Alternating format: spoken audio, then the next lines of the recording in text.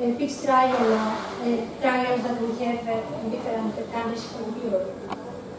Later I will talk about chilling requirements for normal production, methods to estimate these chilling requirements. About this, I'm going to talk about the spring frost days, how do they change, you know, this is also very important nowadays. How temperature and rainfall during blooming or fruit growth may affect and how has this changed during the last years. And lastly, and very important, mitigation.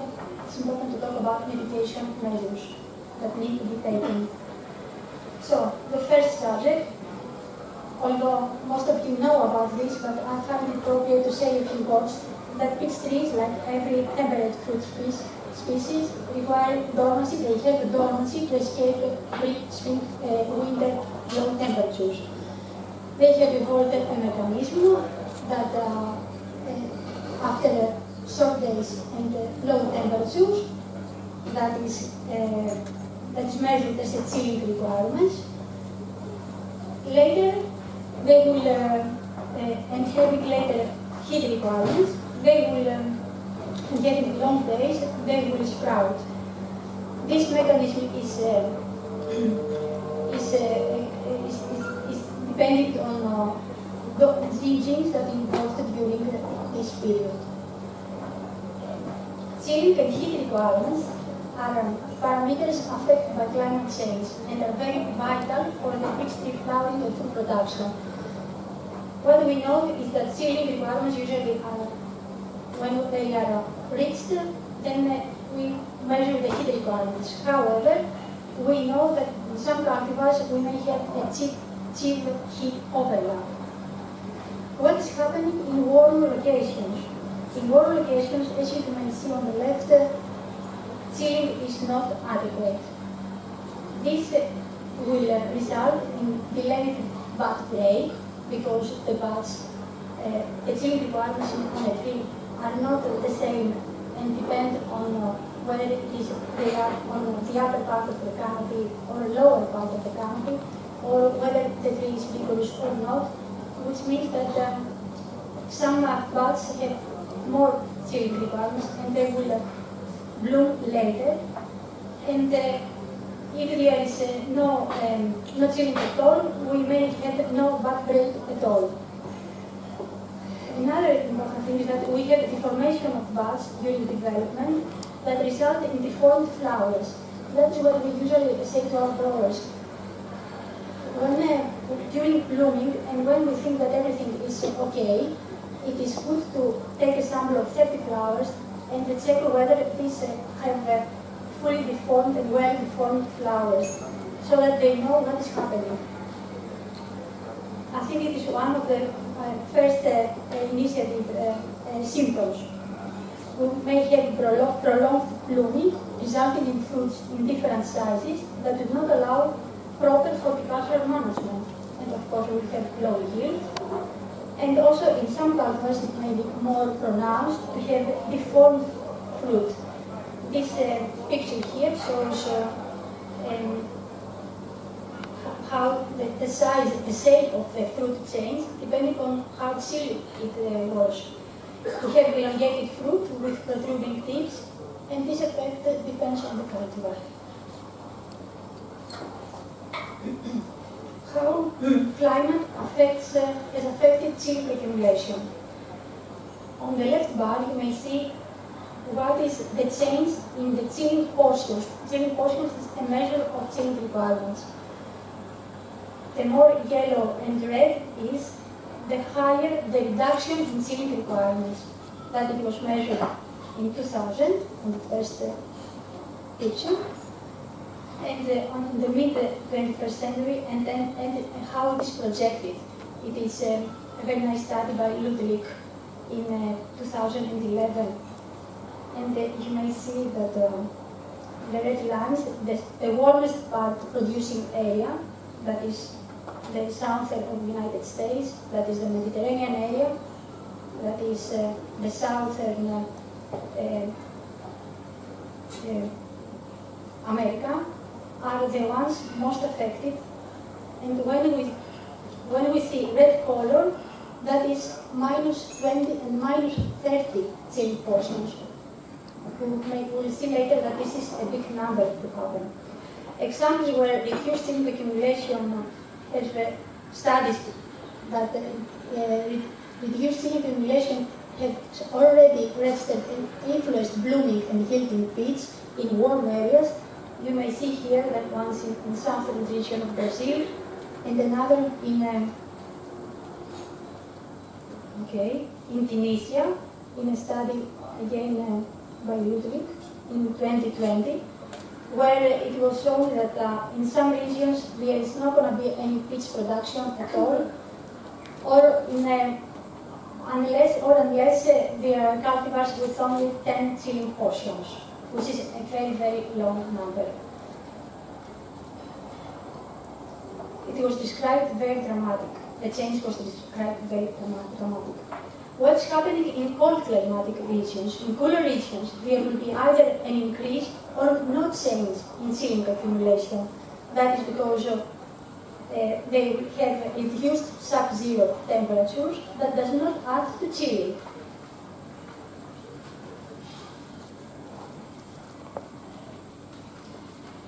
Which means that in these places, since the chilling requirement will still be fulfilled, they will have increased heat accumulation that will result in earlier blooming and leafing. The earlier blooming, however, is related with higher risk of frost damages caused by warm spells that are happening. Therefore, high chill cultivars are needed with high chilling requirements, high heat requirements that I will explain later.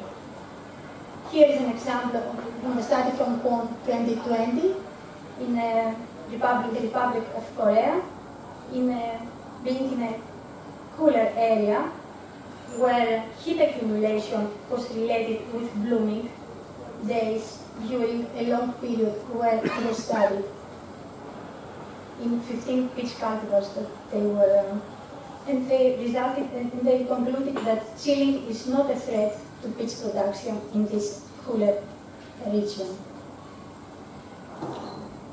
Now I will move about the European regions, and this picture here shows the chilling requirements in peach cultivars could be from 10 to 100, which are the yellow and red. So the places in the graphs where blue is the color are the ones that will have safe winter chilling. The Mediterranean area is one of those with a higher risk. And here I would like to present you some of the new, just analyzed data from our EU-free trials that are made in 18 peach cultivars located in 11 sites in 5 European countries: Spain, Italy, France, Greece, and Romania, as you may see on the graph. These sites differ in the northern and southern latitude, as you may see there, and it goes from the west to the east. The trials are located in contrasting longitude that may exhibit pronounced difference in meteorological condition parameters, and also we expect the year-to-year variation to be also a parameter that will be important for us. We consider this as an important tool to study the influence of climatic conditions in the peach phenological stages and predict climate change effects. This table shows during October, the beginning of October was the time when we started measuring chilling accumulation until the end of February. You may see that in Bucharest and Cuneo are the sites where chilling accumulation starts earlier, whereas it follows Tebano in Italy, Forlì in Italy, Lleida and Zaragoza in Spain, and Bellegarde in France. It is later the 15th of November in Nausea and Rome, the times where we have the highest silver accumulation, whereas the two sites in Murcia have got the lowest, the least. Taking the mean of these 3 years that this study was made, it came out that the two sites in Murcia had 40 to 45 silver portions, Nausea and Rome, Nausea 69, and it went up to 98 and 97 in Bucharest and Cuneo. There is the variation in the time of silver accumulation and total amount.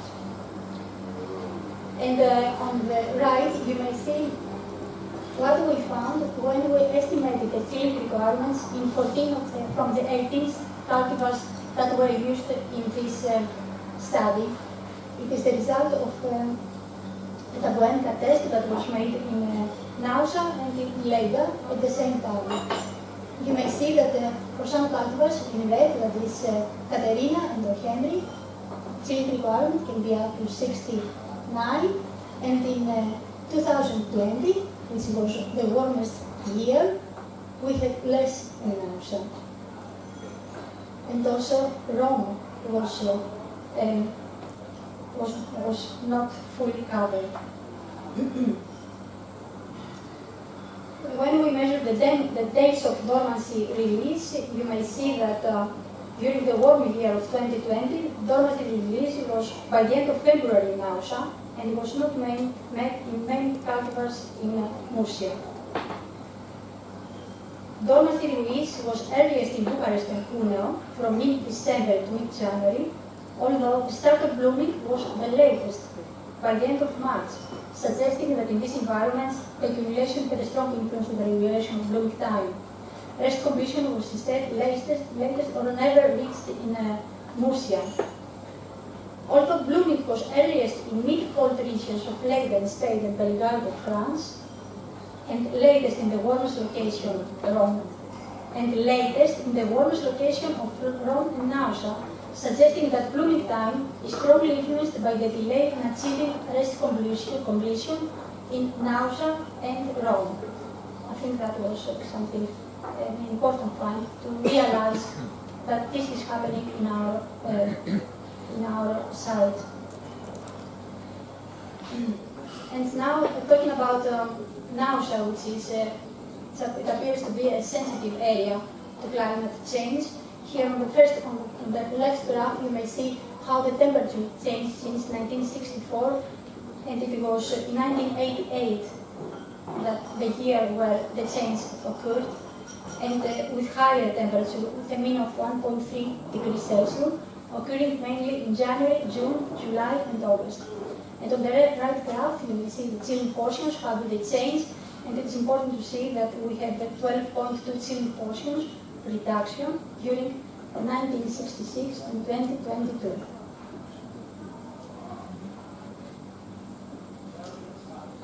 Now we move to the methods of estimating the chilling requirements. Chilling requirements, I think, is a very important trait to know and to suggest to know before we collect the cultivar to grow in one site. So how do we measure this, and whether this is whether this is accurate or not? You may see here from the work from Yemen some photos showing that usually we do the Tabuenca test, where we cut sticks, branches, and then we, from the field when chilling has been achieved in specific times, and then it was moved to a room, to a hot, warm, to a city room. And then we calculate from when the rest completion was occurred, when is the chilling in the field. There are other methods, like statistical methods, where but you have to have a matrix of a long period, more than 16 days, 16 years of blooming, and you can relate the chilling accumulation during different periods during the winter and the spring period with the time of blooming. And you may see on the top left a method described from Ludwig on PLR that is supposed to be very has shown very good fit for many places. And in this method, you can estimate whether you have a ceiling and heat requirement overlap. That is very important. And other graphs where it shows that where temperature is used in the matrix and that stuff. There are also other methods recently published using an electronic nose that is attached to a pitch flower patch, where the volatile emission is related with battery dormancy. There are different methods for quantifying chilling accumulation. It is, for no doubt, the dynamic model that is best fit in warm and cool climatic conditions. I don't want to say too much about this. What we found also in our studies, we had to be more, to have less variation among years and to better describe the differences between cultivars that were assessed for their chilling requirements. We wanted to know whether the stability of results from the Tabuenca test went down in different climatic conditions. So we have the Tabuenca test made in IRTA and here in Nausa, and here you can see the p-value of the cultivar effect is non-significant. It is the fact that Leda and Nausa do not have that extreme weather conditions. Perhaps we could like to, if somebody would like to join, it would be good to perform the same in a more extreme conditions to see whether there is an effect on this. But that is a good result, but we don't have any difference here. Also, we want to know what's the effectiveness of the Tabuenca test to predict blooming days in different photoclimatic conditions. For example, if we get that Katarina has got 70 chilling portions, and we use it in Cuneo or in for different cultivars. If you get if it is good in predicting those days. So we had 3 years, 9 cultivars, and 11 sites where we used the chilling portions that I showed you before, that was found from the Tabuenca test made in Leda and in Nausa, and we used those ones to predict what would be the blooming time during 3 years in all of these 11 sites. It was found that the prediction was different among cultivars. It was Sweet Dream, Elegant Lady, and Big Top, the ones with a higher prediction rate. And you may see that the R value is about 0.7, which is lower to what has been found in other studies, but in other studies it was made in one location. This is tested in different locations. And also it was found the low effectiveness in the low chill cultivars. Perhaps the high effectiveness in Sweet Dream, Elegant Lady, Big Top may suggest for better adaptability for those cultivars across different environments. Or perhaps in the cultivars that there is low adaptability, perhaps the Tabuenca test has not been appropriate, and perhaps there is an overlap between chilling and heat requirements that we can find about it when we have more years of data and we use the method, the PLR method described before from Ludwig. So we have more to do, I think. There is another similar study made in Japan, where it made on 5 only cultivars, where they also found similar results.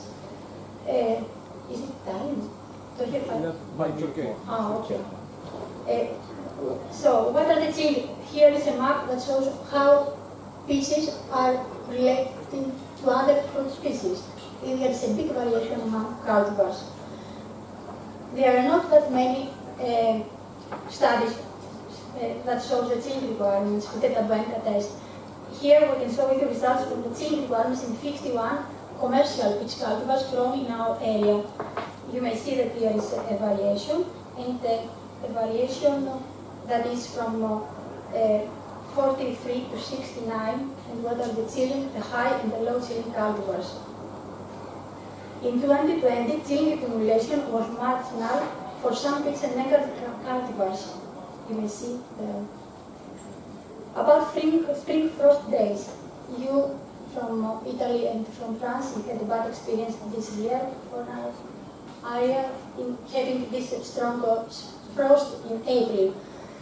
On the left, you may see how the number of spring frosts in months are occurring in Nausea during during 1994 to 2018. There is a decrease in the number of spring frost. However, this may relate with where you are. Maritime and coastal areas in Europe are supposed to be exposed to increasing occurrence of frost. The invasion of polar air into Central and Southern Europe can create devastating frost damages, and we need to consider this in the future. Temperature and rainfall during blooming.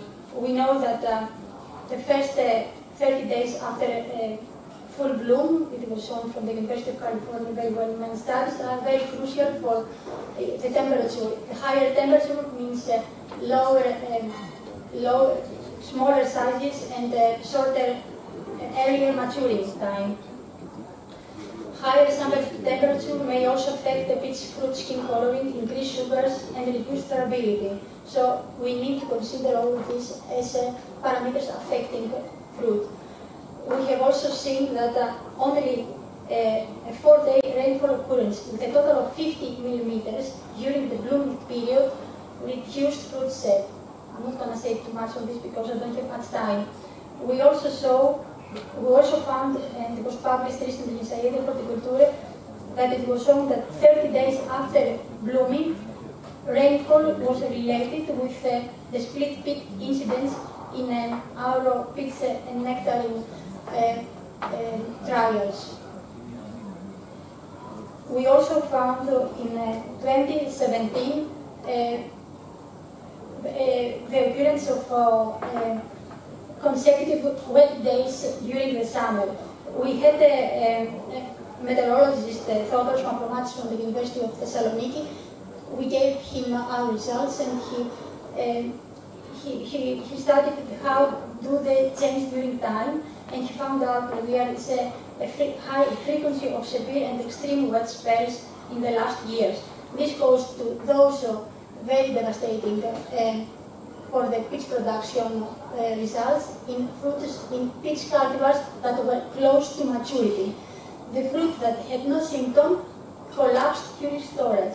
At that time, I had contacted colleagues from Italy and from Clemson University. They had never seen this before, but apart from the Bucharest University, Flori, who said that he had seen this before. We had never seen this before, but it caused the same damages, the same events during the next 3 and 4 years. It was for sure related with climate change. We also did a rain simulation experiment where we, in sprayers, we had the water for the same amount of water, 100 millimeters, for 3 days or 1 day, and we found that there was fruit drop only when there was the prolonged rainfall and not for 1 day. And finally, we finish with the mitigation measures, which we think that it is very important to make a map to see what is how this is distributed in. Excuse me. First of all, we need to direct the breeding programs into having lower genetic requirements and higher heat requirements. And here I can show you one work that was recently published and it was explained yesterday from Xenia Kasic, where I think it is the only breeding program where they include the heat requirements as a phenotyping. Here you can see what is in blue, the chilling and the heat, how do they change. estimate mitigation measure, one very important thing is to have online decision support systems. And here is an example taken from a presentation made from David Ruz in Spain, where the aim is to identify home climatic zones with special attention to the chill accumulations, because this will provide information on the vulnerable peach production areas.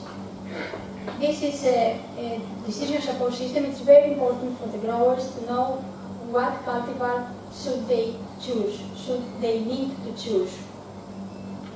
Moreover, I think it's important to have insurance programs that are readdressed, incorporating damages from present climatic conditions.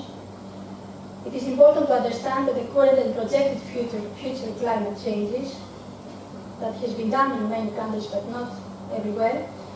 It is important to have a knowledge of the chilling requirements of the commercially available peach cultivars.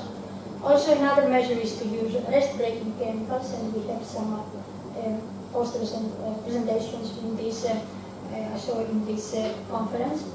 It is the hydrocyanamide, one of the most commercially used, that has come back into production. It is the Erger, it is Synchron, but all of them, they have a very high cost, and we don't know what their influence if it is used for many years. We need to find methods to cool the trees either during the summer months using kauri, and also yesterday I saw very nice pictures from Gnassi, from Chile, that they had very nice covers in Chile with a material that cools the trees. I suppose that would be expensive, but it's the only way to produce cherries in these hot areas. That's another mitigation measures. And also there are other measures like to delay the time of pruning, reduce vigor, help pollination. That is very important to have when you find that the flowers are malformed, to have beehives. And thank you for your attention.